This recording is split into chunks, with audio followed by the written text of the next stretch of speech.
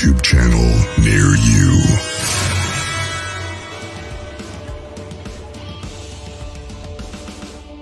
Well, Val, Skywalker, Moon at Noon, Gary Spikes, Denise. Hello there. Welcome, everybody. Nice to see you back. So you know what's going on tonight. Welcome, everybody. Yeah. The beer bomb. We got the beer oil, the lip balm, and the cream. It's now in stock. Thank you for joining us at Bigfoot Outlaw. Partnering up. Thank you. Check out our store. It's in the description. Also underneath our YouTube channel. Tracy, what's going on with you today, buddy? Hey, not too much, Grizz. Just ready to get this thing going. Beautiful weather now. The storms have all passed up, and man, it's just a beautiful day. Glad to be here. Right. Wonderful. Round of applause. Welcome, Moon at Noon. So yeah. So what we got going on tonight? Excited to have Mary Jo Chudley on here tonight. All right. Go ahead and bring her in, Mary Jo. Welcome. How you doing? How are you? Wonderful. So introduce yourself and tell me all about you, please. My name is Mary Jo Chudley. I'm from Penn Paranormal. I've been in the paranormal for seemed like a long time.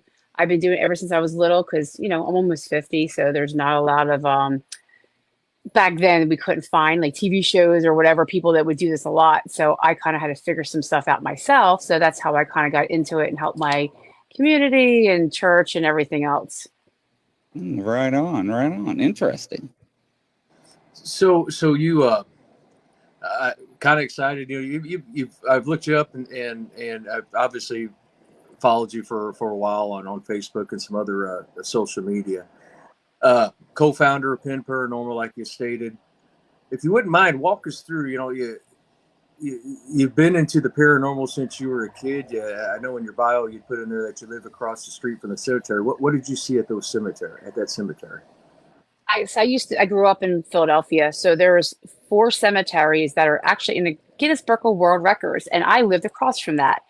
So as a young child, I would see things coming up the steps a lot, and just crazy things I couldn't explain. And my mom would be like, "You're just seeing stuff." I guess she just figured I had a wild imagination. My brother didn't see it, just me. So I didn't like going upstairs. I never liked going in the basement. I always had to be with somebody, even like with our dog, which was a Weimaraner at the time. I would have to be around her all the time because I felt safe around somebody by myself. Like every time I was by myself, I would see these things. But then we left there and then we moved to, the house, in the suburbs, same thing. Stuff started happening, but not as they were kind of different. Like I would hear banging and stuff like that. And this entity would always come and try to like bother me at night all the time. So it just seems like it's been happening through my whole life ever since I was little. Wow. I never actually saw them in a cemetery. They were actually in my house because we weren't allowed to play in a cemetery. That's creepy. So then I'm just trying to lead everybody through how you got where you are, right? So you said you bought your first house in 98. You didn't realize that the area and the surrounding area in that house was haunted when you bought it? Right. So when we were looking for a house, everybody knew my fear of the paranormal because I didn't even go to haunted houses back then. If a lot of people are aware of Pennsylvania or Philly, there's a place called oh geez, it's right off 95 and I can't even think of the name of it, but it's a very haunted place. It's like kind of like Penhurst, but it was, a different asylum. So they even had a haunted house there. And I didn't even want to go into it. That's how scared I was of it. So when we bought our new house, we asked the neighbors. My friend lived across the street. Everything was good. And I'm like, okay, this area is okay. She asked the neighbors, hey, how's that house? When I was buying the house from. And he said, everything's fine. And I didn't want them to ask if it was haunted or anything, but I'm like, I just wanted to have, because it seemed like every house I've lived in had some kind of problem. Well, we moved in there and sure enough, that area was a satanic area. And I found out after about 2 months of owning the house when things start happening, TV start going on and all stuff start getting flying off of the shelves. TVs would turn on and off. And it would only do it during the day, which I thought kind of strange. It never would do it at night. It would only do it during the day. I did call my pastor to come out to bless my house within like 3 weeks. And at that time, my son lifted up and got thrown. And I'm Ah, like, yes. And doing this in the paranormal for this long, that's the only time I've ever seen anything ever levitate and get thrown. And whoa. I just sat there and started to cry. And then 3 seconds later, my pastor called and said, I'm on my way. And he goes, Are you okay? I said, No. And I don't want to say my son's name because he's scared to death of the paranormal, because you can see why. And I'm like, Yeah, he just got thrown. And I couldn't move. And he goes, Well, just get out of the house. Just take your kids and get out of the house. So I did, because I had two of them at the time. And he came and he blessed everything and he told me what to say. And that scared me to death. And that's when he said, I need you to go to the police. I need you to ask what's around this neighborhood. Anybody died? That's what I did. So I had to start doing that. Um, and I found out that's when behind our house, they were doing satanic worship behind our house.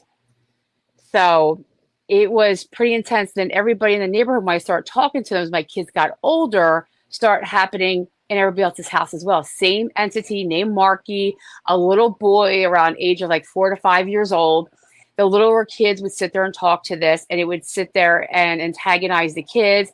Then it started attacking the family. So that's when I started to have to help, because my pastor helped me, but not everybody could get help by their church. So that's when I started helping different families in that area. But there was no ghost hunters. There was like barely any books. So weirdly, I was sitting there watching like Sylvia Brown on Montel Williams, which I know is so stupid, but that was the only medium that was on TV or anybody that would talk about spirits, because it was really taboo. So that's how we start doing stuff like that. So that's how I really became into it, because I started getting more confident and realized, okay, I can help people because nobody else can help them. Wow. And that Uh, was like, yeah, 98. I'm curious and just trying to get a mental image, and if you don't want to say everything.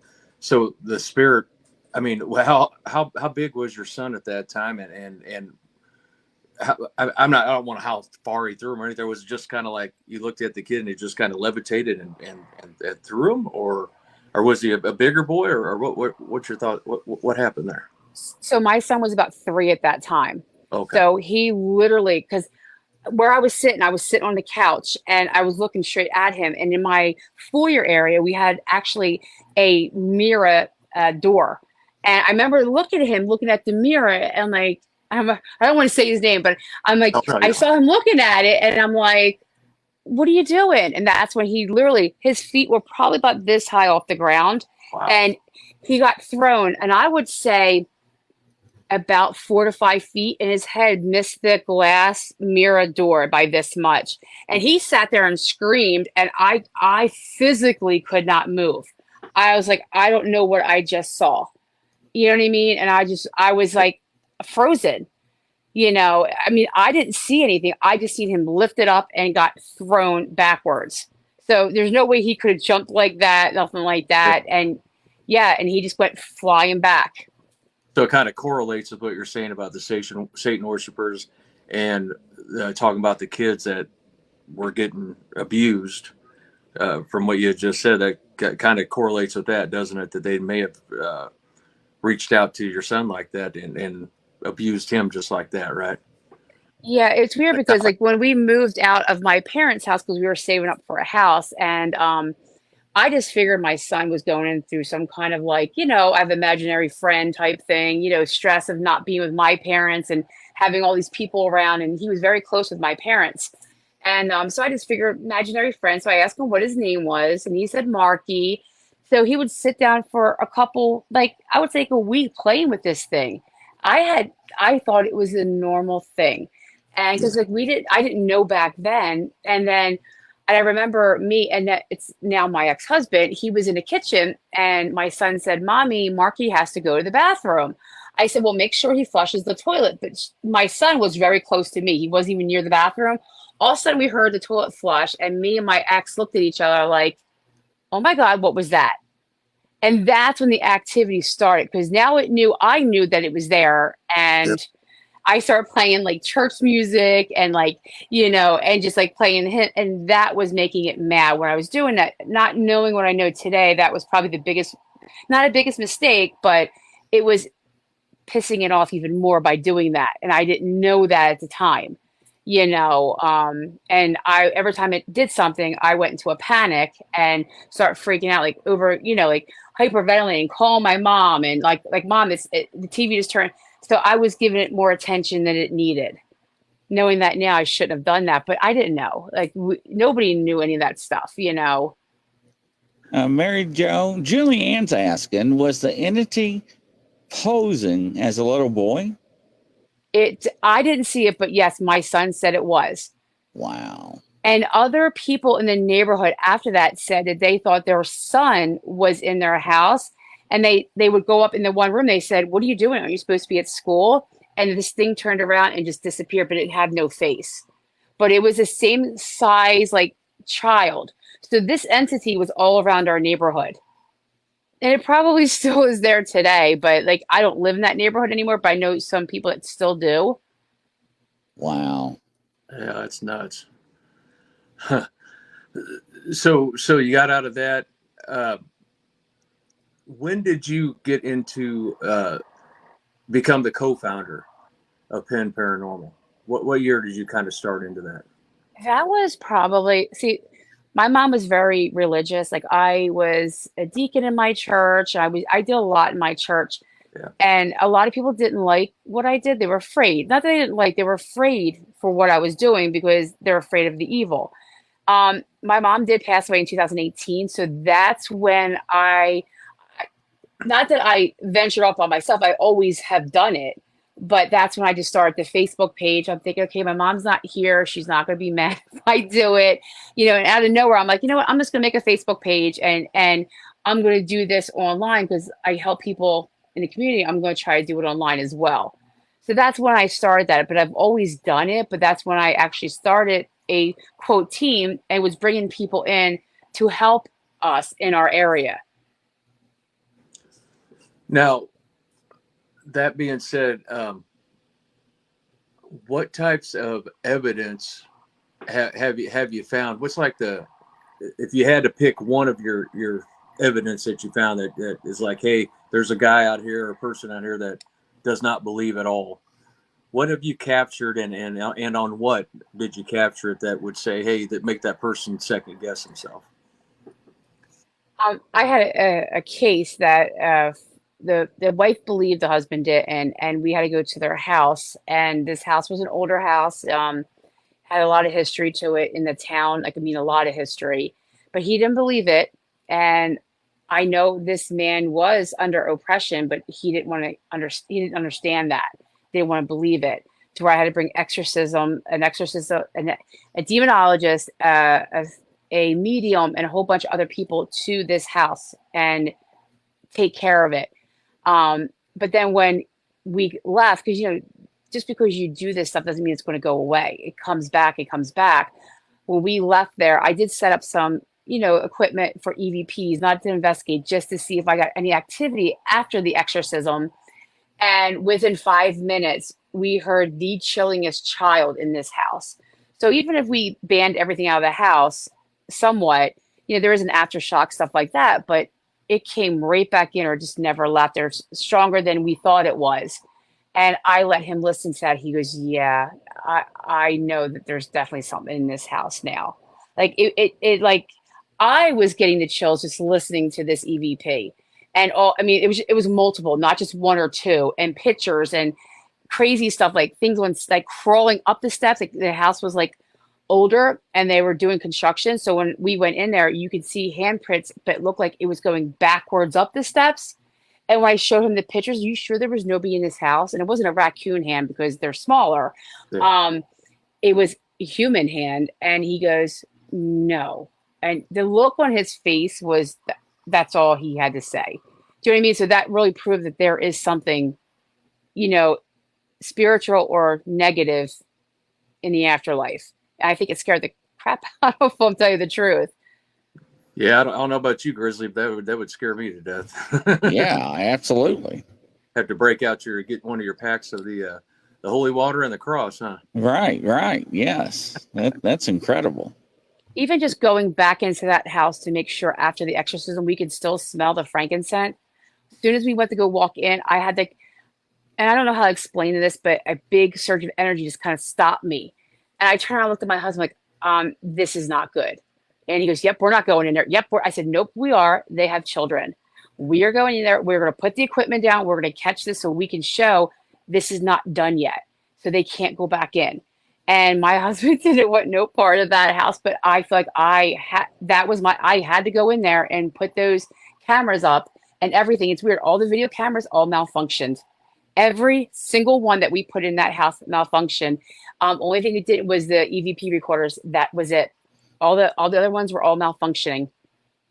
So when I went Wow. back home, yeah, that was probably the most insane house like I've ever been into. The energy was insane. It's like the whole land was cursed. No, that's awesome that you went back there to, as a good paranormal investigator and a true believer, went back to, they had children and stuff, and really to go in there and do your due diligence to help them with all that you could. So Right. that's, I know that, I guarantee they appreciated that. Um, so you talked right around 2018, so 1998 to 2018, you had about 20 years there. Was there anything that led you? You said you had paranormal experiences your whole life and stuff, but in between those 20 years, was there something that you were like, made you think, hey, I've got to just put this stuff together and just got to start doing it? I would definitely say I don't know. It's going to sound weird, but I think when my mom died, I think she kind of pushed me into even more, if that makes any sense to anybody. Like I think when our loved ones die, they kind of push us towards um our where we're supposed to be, what we're supposed to do in life, why we came here. I know my dad died in 2000, and that's when I actually got, because 98 was when I bought the house. He died 2 years later. I was actually 5 months pregnant with my twins when he died, and just I I always thought my mom always thought it was evil. Everything was evil if you die. If you go to heaven, you don't come back. But when my dad dying, that's when I started noticing like my hair being tugged, and I would get certain images in my head out of nowhere. And my mom would buy the same butterfly picture frame that my grandmom did, and like so, all of us were like, wait, this is really weird. So for a little point there, my mom was kind of believing that there is life after death because I would catch, these are not dust, but back in the day, the old camera orbs, like the real ones. So like I would catch like the red, the blue, but it always would be on certain pictures, like with my kids. And I would say to my head, hey, dad, come into this picture. I want to take a picture of you. And it would be there. But the other ones, it wouldn't. In our weddings, we have these strange, like weird late and not. So I know from my dad passing that he was trying to explain to me, okay, there is life after death. When my mom passed away, I feel like she really pushed me into doing it even more. Like, I mean, I did it on the side with, like, with again my town, my family, people that I know, friends I went to school with that they knew I did this. But I think my mom really pushed me into that social media part where you can be bigger, you can do this more, you can help more people if you get on social media. So that's, I think, was more of the push that I had, is to do that. No, no, that's awesome. So tell us about being the let's say, I, my cat's walking around here just a second. Being the headliner ambassador for the first ever Paracon. What was that like? How many people were there? Was it huge? Was it massive? Was it something like now, or was it just like, hey, this is the start, and you knew it was going to be big? Yeah, so you gotta understand, other countries don't have paracons. They don't have these events. So that was the first ever in that whole area. So don't get me wrong, I was scared because I've only been to Canada. That was it. So you're going to a whole nother country. And there's me with 100 objects on a plane.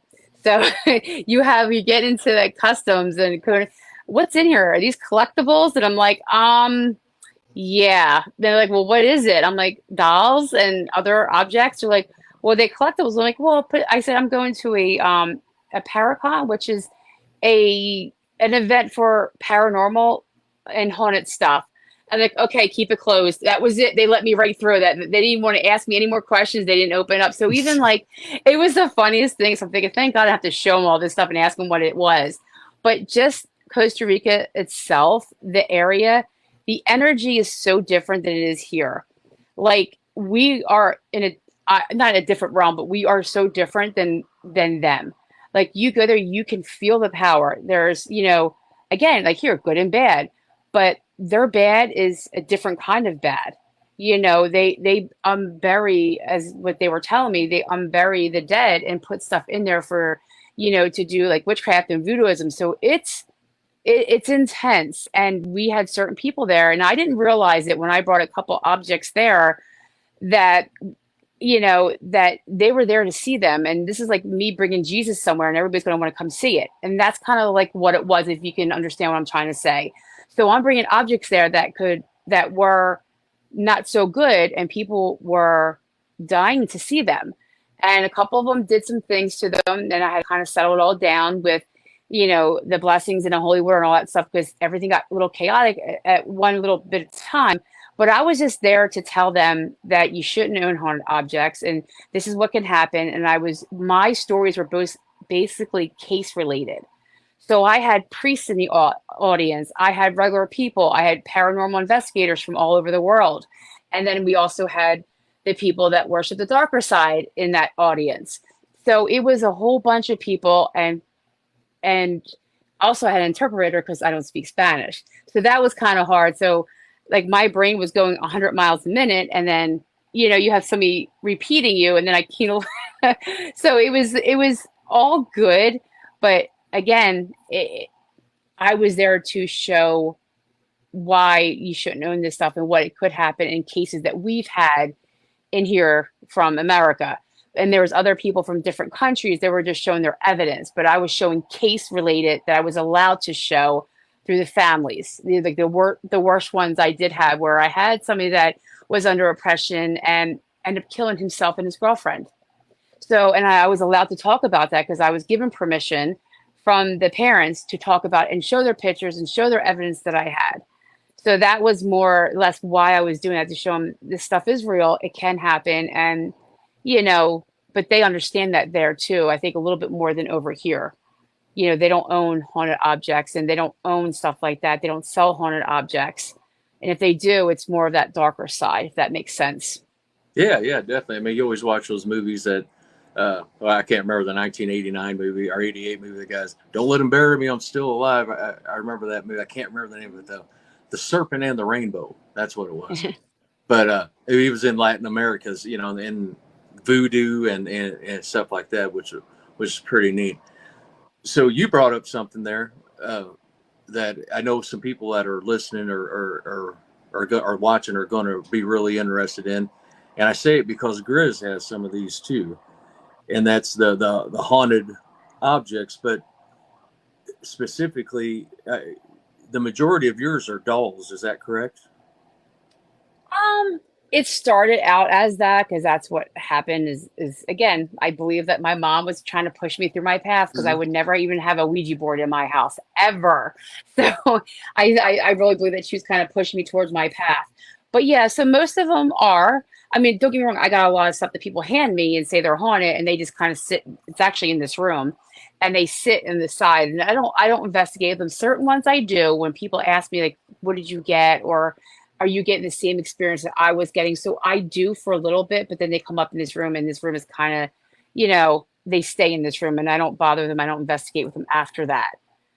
So yeah, so I guess half of them are dolls. So the objects. I mean, so you just went through a statement that some people give them to you because they believe that they're haunted. Is Hmm. that correct? That's kind of what I took out of that. So have you seen anything with them that would make you feel as though they are haunted as well? I'm sure I would think you have. Yeah, there's a couple of them. Like there's one clown that I got from a girl from TikTok. And don't get me wrong, she messaged me, and then I guess because my TikTok has a little bit higher following, and TikTok is not just about paranormal. I do fun things because that's what TikTok's about. And I do throw educational stuff and also evidence in there as well, so people can see that too. But she did contact me and say, listen, I have this doll that I got from my grandmother and it's bad. And she was, I think it's, a demon spirit. As soon as I got it in that house, my husband started doing this to me and doing that to me. So I'm like, okay. So I did watch some of her videos. She did send me some evidence. I said, well, let me talk to my husband and make sure, because I already have a couple bad things. I don't want too many bad things because I don't want that to overpower and make my house go, just go crazy. So that next morning, I did give her my address and stuff, but the next morning I'm like, yeah, I don't think this is a good idea. So I just told her kind of like no. And she was, I already sent it out. I'm like, okay. So I was just like, okay. She actually said it the day before because she just wanted this going because she's having a grandson and she didn't want any problems. And but the day that it arrived to my house, I pulled in my driveway. I had really fast migraine on the top of my head. It was the right side. I'm like, oh my God. And I'm thinking, okay, it's allergies. It's related because, the windows were open. And then I looked on the porch. I'm like, oh no. So that's when I took my phone out. I started videotaping it. And for 2 weeks straight, I was sick with the migraine and like dizzy. I wrote all this down. So I have it in like, just so I have it. I even got a COVID test done just so you can't say that it was COVID because at that time it was a little bit still going on. And one day I took it to a psychic fair that I was a part of, that I was a vendor, but like I was a speaker. So I brought this doll, didn't tell anybody about it, had a medium in the car for the 5-hour car drive. And he goes, something's just not right back there. And he just kept saying to me, he goes, what do you have back there? I'm like, this is my regular stuff. So he had no idea, but he went to go pick it up to put on the table and then had such a migraine, like he thought he was going to throw up for about 3 hours. So everybody that came to my table was, oh my God, what is that? So that kind of confirms of certain things. That's what I do. I don't tell people. I say, hey, listen, can you read this? And I don't get me wrong. I throw in some ones that aren't haunted just to see what people say. Oh, there ain't nothing to that. I'm like, okay.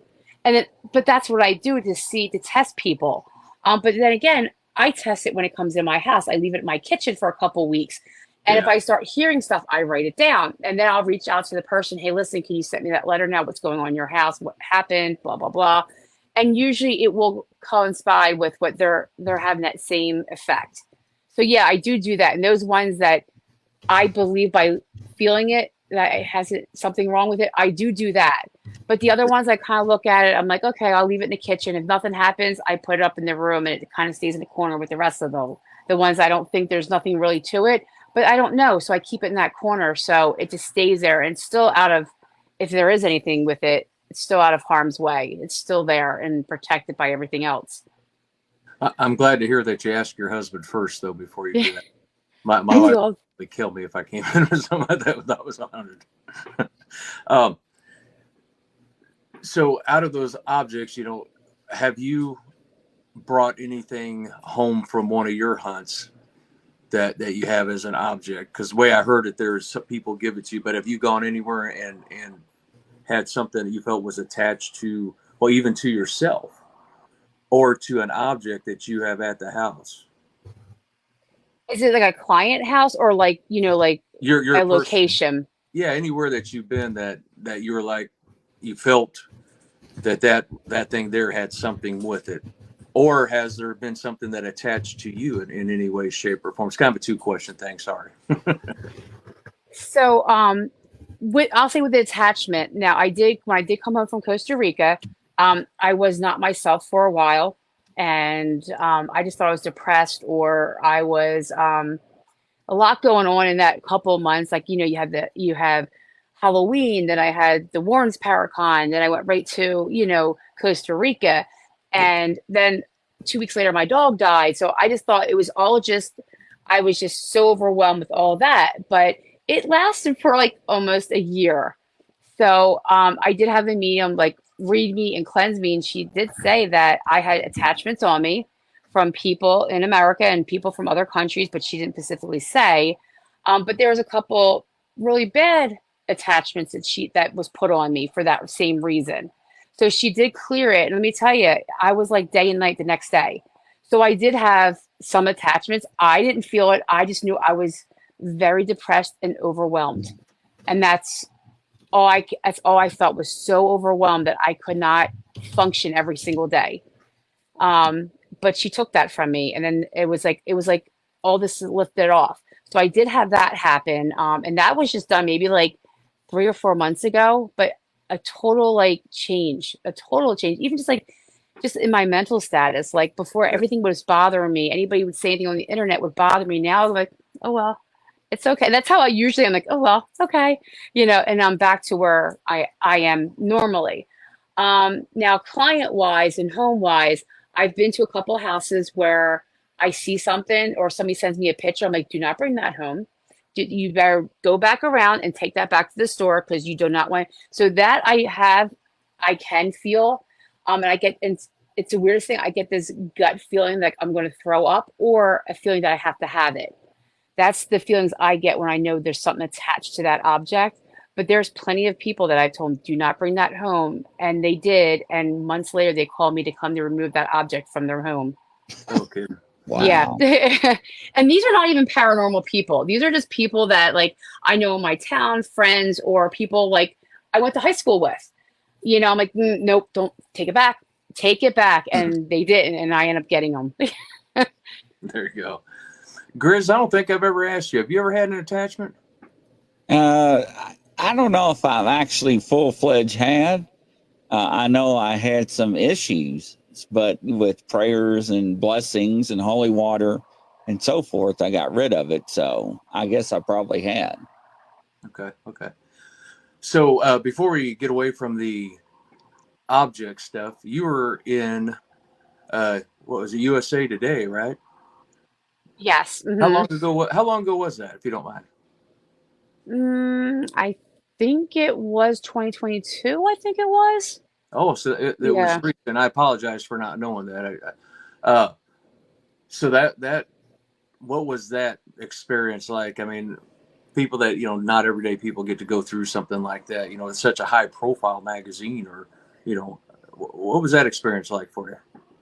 It was kind of funny because I don't let anybody in my house because of the things that I have. So, I mean, nobody comes to my house like at all. So they had to come to my house. I let them know like you can't touch anything.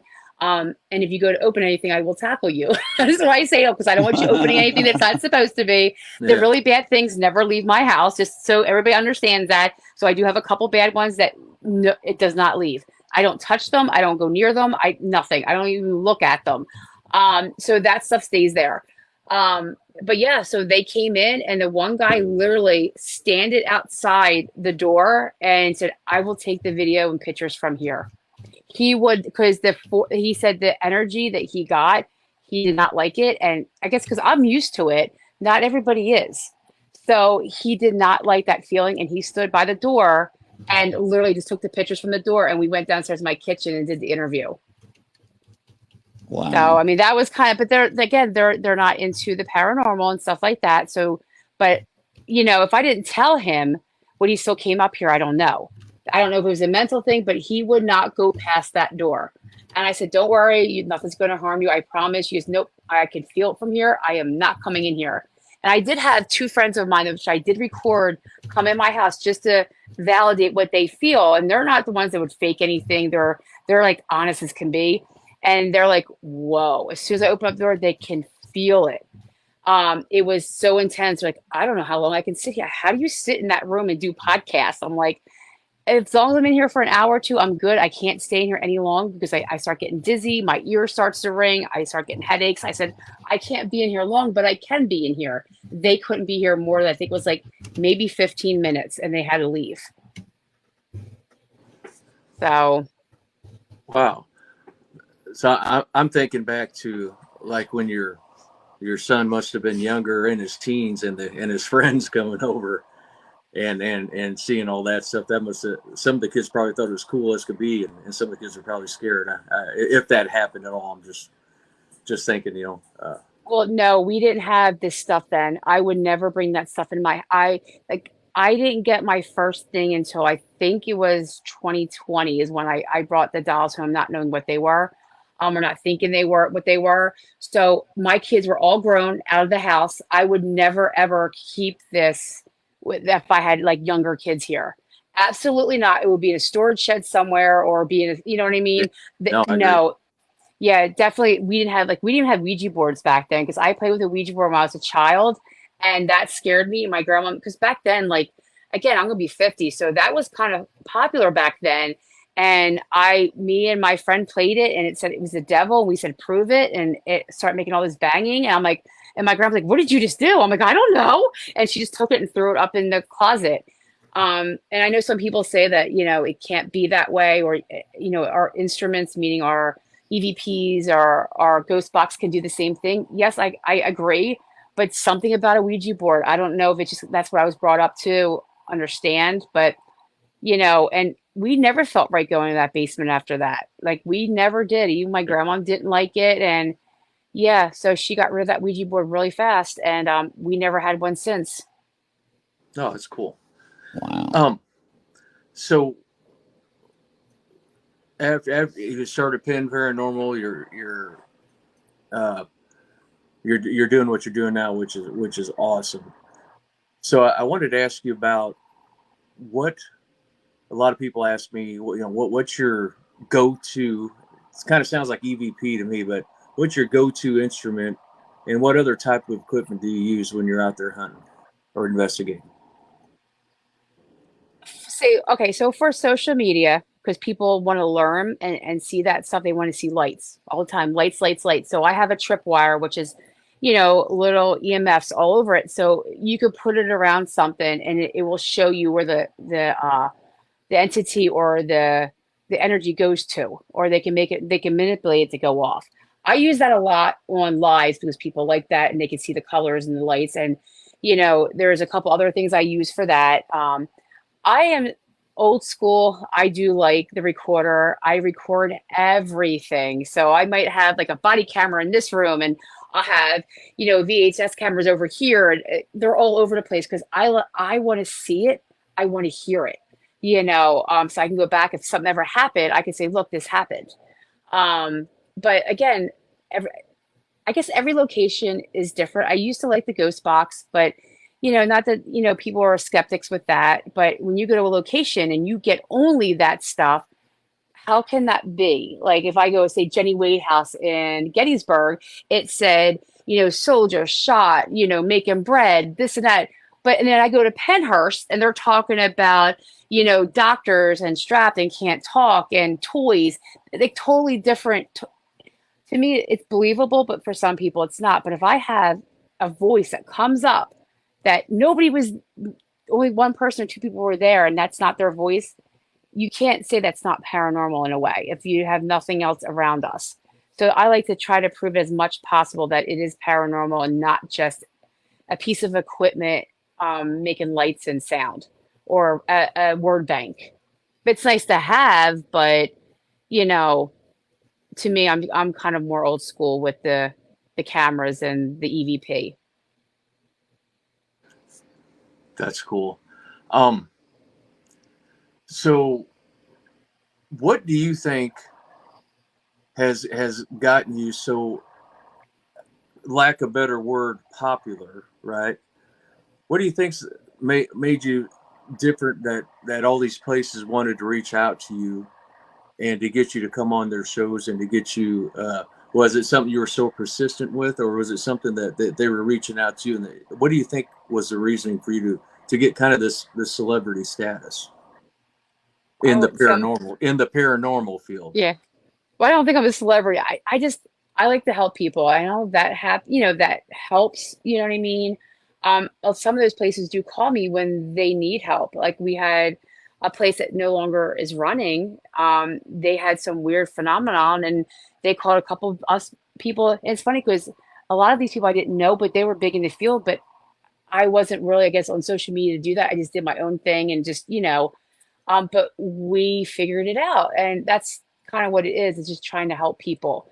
I try to post as much as I can with, you know, being spiritual, and I have all different kinds of friends. Like I'm Christian, but I have people that do witchcraft, and they do all different other things because sometimes if I can't figure it out, they can, because we don't know. We're not dead, obviously. So I think just working with different people, I think that helps a lot.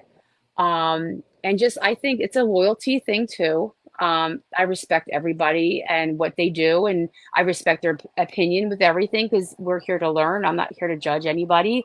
And I think that helps a lot too. If somebody's going to say, hey, listen, I don't believe that. I'm like, well, tell me what you believe. Because I do listen to that. When I put stuff up, they're like, well, I think it's this. Like I have a dog cabinet that constantly opens up if I keep it closed because it doesn't like to be closed. And somebody said, well, why don't you put a camera here, here, and here? I'm like, good, I will. I bought all these little cameras, had them all over the place. Showed that I wasn't coming in my house, pulling it open, and that I'm slamming it shut. And I had a humidity thing in here and humidity outside to show that it's not humidity that's making it open. You know, everything that people suggested I did, you know, to prove what else could it be, you know? But again, that's what we're here to do. We're here to prove it, not here to judge. So I think that helps a lot too. That's why people let me come on because I respect everybody, and most people respect me back, you know, as well Right. because I try to debunk it. I try, you That's know. that's a great answer, right? And mentoring people and helping your community, and from the few things that I've watched you on, and just from this conversation here, you can tell that you're a genuine person. And as the saying goes, when you're a genuine person, good things come your way, right? Uh, Yeah, I'm not trying to be famous. I'm not trying to be on TV. I always tell everybody if I can shut off Facebook now, I would. I'll still be doing this. It's, you know what I mean? Because I love it. Agree. It's what I believe this is what my path was. I believe from a very young age. God, or I believe in God, but whatever people believe in, their higher spirit was making me do this certain things to become to where I'm at now. Because I've gotten things thrown at me in this own room here. And I would just, and I usually have cameras up in this room, but my senior dogs, they passed away, but I had them downstairs so I can watch them as, you know, when I'm at work. But I always would have cameras up here. A couple times I had to come in here and I got things thrown at me. And I would go to work because I work in the medical field. I'm like, hey, look at this. I would show them like, you're insane. How do you not run out of that room? But I believe if God didn't put me through all the stuff I had to go through, I probably would have ran out of my room. I would not be as not scared as I am. You know what I mean? Like things at Waverly, I was by myself and things were grabbing me, hitting me. I'm seeing full body like, you know, big black masses running in front of me. And I'm just like, yeah. And I'm running after it. If that was 20 years ago, I probably would stand in a corner and be crying. So I just believe that was always my path, and I just had to work up to that. um, so you said you had 6 of your objects at the Pine Bush UFO Museum. Hmm. That intrigues me because when I hear that, I'm assuming that they're associated with UFOs, right? Or No, not? so But I'm mm-mm, curious. no. So they have like the UFO part, and then they have the paranormal part. So Oh, most of it is paranormal, but there is a one section where or I'm sorry, most of it's UFO, and then the other section is just paranormal. okay. But while we're talking about it, there's been a lot of new stuff in the. It's kind of tamed down a little bit for a while there, though, man. Everything you'd see on Facebook was about UFOs, UFOs, cryptid stuff like that. What are your thoughts on that? Have you ever done any investigations in any of the cryptids or UFOs? So I definitely believe there's aliens. Not to be mean, but it'd be stupid not to believe that. This universe is huge. You can't say we're the only ones here. Um, and aliens scare me because I don't know how to protect myself from them, and everybody knows that. So, and I haven't investigated, but I've noticed really high paranormal places have aliens, like the Conjuring House. I love the Conjuring House. It's one of my favorite places to go, and that is one that is said to have aliens all the time. And it's funny because I was outside one time and I had a live EVP recorder on, and I was on a live Facebook, but they couldn't hear what I was hearing. And sound like something was running out of the woods at me, and I thought it was a huge bear. And I'm looking around for this bear, and they're all freaking out because they're like, "Oh my God, there's a bear coming at you!" I could hear it, but I couldn't see it, and I didn't feel it was a ghost. I thought it was something else. But where I was this rock formation that's outside that house that I always would sit at because I could feel the energy there. And it come to find out from one of the parent daughters that, yeah, there is UFOs right there. And that was one spot. And other people that worked there said there's a lot of UFOs there. So I believe that there definitely is there. And I think they said the Hinsdale house. I'm not 100% sure, but I thought they said the Hinsdale house was another one that has a lot of aliens, which I believe because when I went there, I said to my husband, as soon as we pulled up, this feels like the Conjuring house. The whole area, that land feels like the Conjuring house. You know, if you watch the documentary Sleepless Unrest, it's on the Conjuring house, and they set up cameras out in the forest around it, the woods right around it, and they were catching all these different lights. Yeah, it's really weird. If you ever get a chance, I'd suggest watching it. But Grizzly and I, we've been talking to some different people that have been at the Conjuring house as well. And what have they been talking about, Grizz, that's out there in the woods? Bigfoot. There's a firm belief from a lot of people that are camping out there and stuff now that there's knocking in the woods. There's all that stuff that would suggest that there's a Bigfoot out there. So when you saw it, you said you felt like a bear running at you or heard noises on there. Could be possible it was that, don't you think, Chris? Right. Yes. Yeah. So it could be that could have been aliens, whatever. But yeah, we agree with you. The Conjuring house is definitely something that's uh, very likely, and the same thing with Daniel's Hinsdale house. That's I've had a lot of people I've talked to that they swear up and down that that's like one of the spookiest places they've ever stayed. Uh, Hmm. so then you do a lot of paracons, right? You take your haunted objects with you, and like you said, going overseas, they had to check them in the baggage and all that. That'd been weird for them. Like you said, I'd been like, yeah, you don't have to open it, just take it on in. But Yeah. you know, I unfortunately has never been to a Paracon. It's one of the things. I'm from St. Louis. I be honest with you, I don't even know if there's even been one around here. If it is, it's not advertised too well, And I own like Paralink.com. There's nobody on that that has suggested any of that. And then there's different sites I go to, even Paracon sites. You would think. I know there's like horror fest, people that dress up like Freddy Krueger and stuff like that around Halloween. Mhm. There's a big one there every year. Um, how, so when you go there, I'm assuming you talk about all your investigations you've been through. Have you ever written a book or put any of this stuff down on paper? I have it on paper, but I've never wrote a book. No. Mm-mm. Yeah, a lot of people that I know and have talked to as well too. They started, after like 4 or 5 years of it, with the really interesting stuff. They've either put it on paper or actually done documentaries on it and stuff too on different houses. The House in Between's a pretty good documentary too.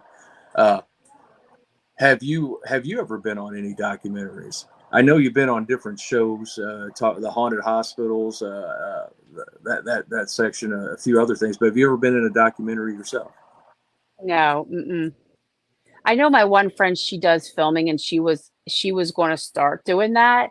And her dad got sick, so that had to be put off. But she was going to do it of because she sees like personally what I do. Like I work during the day and then when I come home, I'm like, talking to clients doing this and in between going to their houses and going to the things on the weekends. And so she sees how like crazy my life is. But she wanted to do that. But again, her dad was sick for a little bit, and he did pass away. But she's doing stuff. He's an artist, so she's doing this big thing for him. And she said when that's done, then she's going to continue. I'm like, take your time. That is more important. I will still be here. So she's doing that for her father first, and then we'll continue later on. You know, So, um, you're sorry, I'm trying hi to get Stephanie. it's yeah, I'm trying to get everything in my head here. So, if you had to choose a place that you wanted to do that documentary, where would you choose that place? It was that one house I was telling you about. But when we went there, I said no filming. I told, the demonologist this, that, and the other. This is a case. This is not for film. They're not into that. This is, we're cleaning the house and going. Because that demonologist was picked by the homeowner. Um, Not saying that I wouldn't use him at that time. I would have used somebody a little different, but that's a personal choice. They wanted to use him, and I just made sure this is not going to be, you know, something for TV. These are people. They're, I mean, yeah, they got an extremely haunted house that a lot of people know about, and I like this is not for TV. But if they ever did, or they ever sold that house, that would be something I would take just to hold it off from people. You don't want people living in that house, and I don't think it would ever be fixed. It's something that's, I think a lot worse than The Conjuring, a lot worse than The Conjuring. But that's just me. But that would be one I would do a documentary on, without a doubt. That would definitely be one. Just the emotions I got there, and me talking to the homeowners until like 4 or 5 in the morning, and me asking to take their guns out of their houses, and the dreams that they were having. These are normal people. They own businesses. They're not like, you can. I work in a medical field, so I can kind of I can kind of see like if people are not all there. These people were completely fine, and then within a month, just went insane. And that's why we went, that's it. We need to go now. We just stop everything, just go now. We did. We just stopped everything and just went. It got that bad that fast. So, but that would definitely be something that I would definitely do a documentary on. Definitely. Yeah, I definitely, I'd like to see that. That'd be pretty neat. I do like the paranormal documentaries. I try to catch catch as many as I can. So I tell you what, Grizzly, I don't know about you, but this has been a pretty good interview. Yes, absolutely. Very enjoyable. We really appreciate you coming on tonight. Oh, thank you for having me. Yes. And how does everybody find you and follow you? They can go to Penn Paranormal on Facebook. And there you'll see like our logo. There's two of them. We're the separate name. There's like Penn and separate than Paranormal. Um, you can find me on Facebook, Mary Jo Chudley. I'll answer that. Yeah, we answer that, and even on Instagram. We have a TikTok, but again, that's too hard to message me on there because it's just a, bigger following, and there's a lot of messages. But definitely Facebook is where you would have to contact me the best if you need anything. Awesome. Awesome. Well, thank you very much. And ladies and gentlemen, don't forget, we got a show at 9 o'clock Eastern time. Well, thank you again, Mary Jo, and thank you, Tracy. Thank you. And you all have a good night. We'll see you shortly from coast to coast around the world. Godspeed. Good night, everybody. Bye-bye. Thank you. Bye-bye.